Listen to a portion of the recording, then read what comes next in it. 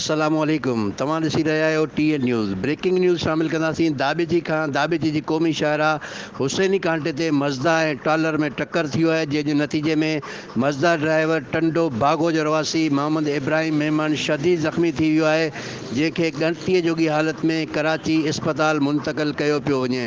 नाज़रीन, ताज़ा तरीन ख़बर तव्हांखे शेयर कंदासीं। ब्रेकिंग न्यूज़ आहे। दाबेची मेन नेशनल हाईवे हुसैनी कांटे जे भरिसां मज़दा ऐं ट्रालर में टक्कर, जंहिंजे नतीजे में मज़दा ड्राइवर टंडो बागो जो रवासी मोहम्मद इब्राहिम मेमन शदीद ज़ख़्मी थी वियो आहे, जंहिंखे ॻणतीअ जोगी हालत में कराची इस्पताल मुंतक़िल कयो पियो वञे।